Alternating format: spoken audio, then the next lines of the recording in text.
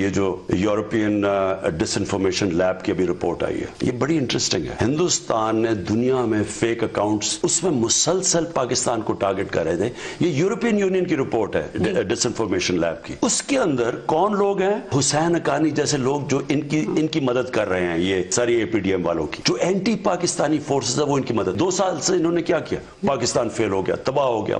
ہم سٹرگل کر رہے ہیں ایک مقروض ملک کو ٹھیک کرنے کی, ڈیفالٹ سے بچانے کی, تاکہ روپیہ اور نہ گر جائے. جب آپ کا روپیہ گرتا ہے تیل مہنگا ہو جاتا ہے, تیل مہنگا ہوتا ہے ٹرانسپورٹ مہنگی ہو جاتی ہے, اور سب سے بڑی چیز کہ جہاں آدھی آپ کی جو بجلی ہے وہ تیل سے بنتی ہے وہ بجلی مہنگی ہو جاتی ہے. پھر بجلی کے جو کانٹریکٹ سائن کیے وہ ڈالر میں وہ مہنگے ہو جاتے ہیں, لہٰذا ملک میں مہنگائی آ جاتی ہے. تو ایک طرف مہنگائی ان کی وجہ سے, قرضوں کی قسطیں واپس ان کے دینے ہیں, ویسے ملک مشکل میں, اوپر سے یہ سارے اکٹھے ہو کے سرکس. پہلے دن سے یہ شروع ہو گئے کہ جی گورنمنٹ فیل ہو گئی, گورنمنٹ تباہ ہو گئی, گورنمنٹ نے یہ کی, مہنگائی ہو گئی. تو ان حالات کے اندر جو ہم نے 2 سال گزارے ہیں یہ سب سے مشکل 2 سال تھے. آپ یہ سوچیں کہ میں نے ایک دن چھٹی نہیں لی, ایک پرائیویٹ ٹرپ کہیں باہر نہیں کی. ہم نے صبح سے لے کے شام تک کام کیا اس پریشر کے اندر, اس ملک کو نکالنے سے. ان کا دیکھیں جب قرضے چڑھا رہے تھے 4 گنا زیادہ قرضے جو ان دونوں کے دو. 50 ٹرپس آصف زرداری نے دبئی کی private trip, 21 trip Nawaz Sharif نے لندن کی پرائیویٹ ٹرپس. جب ملک مقروض ہو رہا ہے, ان کو اگر ملک کی فکر ہوتی, یہ ہمارے ساتھ مل کے پتہ ہے کہ گورنمنٹ ملک کو بچا رہی ہے, انہوں نے الٹا ہمارے